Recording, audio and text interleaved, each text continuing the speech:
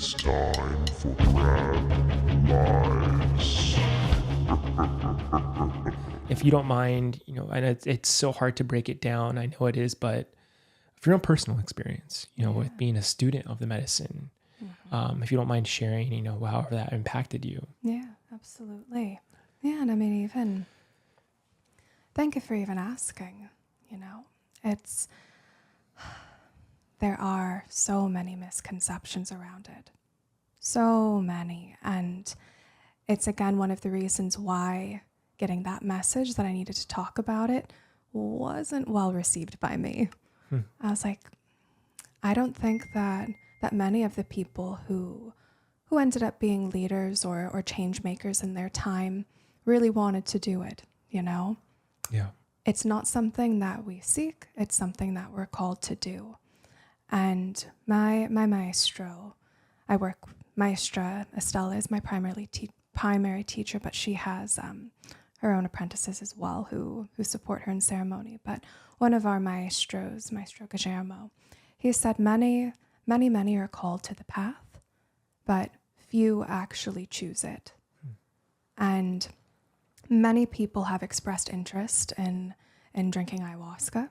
Many people have expressed interest in working with me, but there is so much resistance because it's not just knowing that something can help, it's actually taking responsibility and making the commitment and doing it. It's not enough to just know. You have to back it up with action and with choice. And with Aya, it's one of the reasons why, I've never drank in the States. And it's not that I think that it doesn't have its place. But for me personally, I don't see it as this one-off thing. I see it as a path.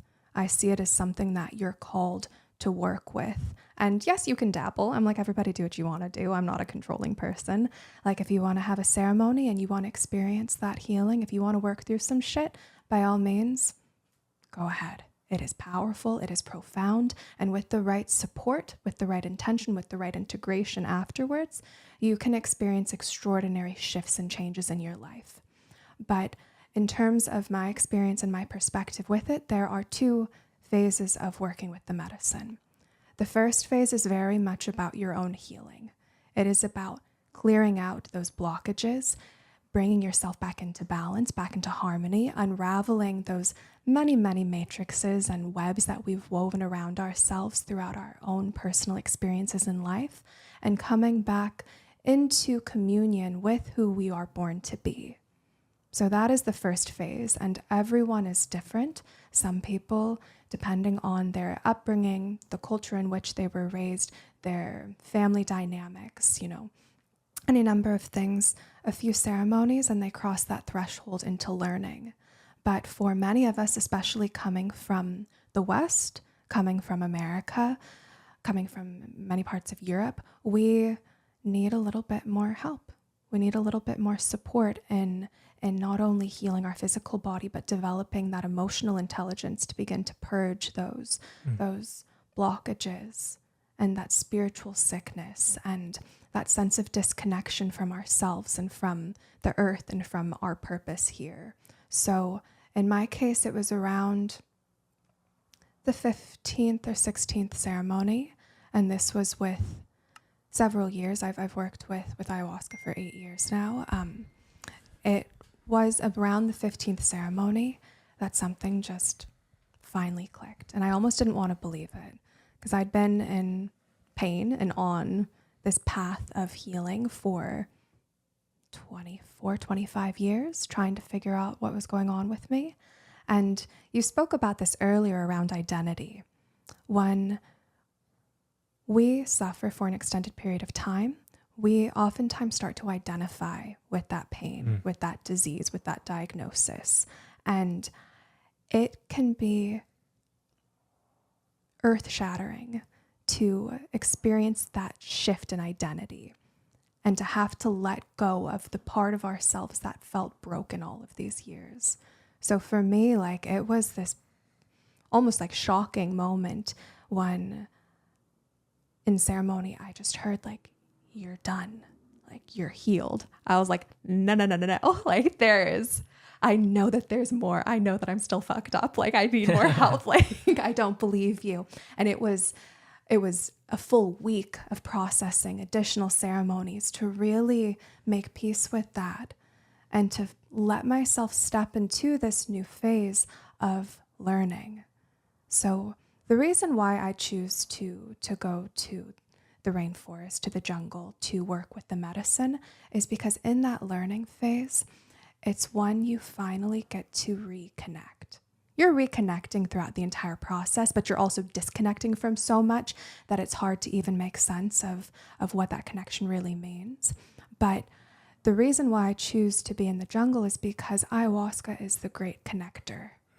It connects us not only to ourselves and to our purpose and to who we are, it connects us to the land. It connects us to these other plants, and it connects us to this depth of knowledge and this wellspring of, oh my God, just so much, the universe, that it is a blessing to be in a place where you can really learn. So I work with plants. I don't know if you've spoken about this in your other podcasts or if this is something you're familiar with. I imagine you are, given how well-versed you are in so many things. But ayahuasca and being in ceremony is a means of learning how to not only heal yourself, but learning how to heal other people by becoming in touch with the vast pharmacopoeia of plant teachers and plant medicines that are at our disposal, many of which are non-psychoactive. So the remainder of my ceremonies, from 15 to I don't know how many at this time, 30 or 40, has been very much about learning.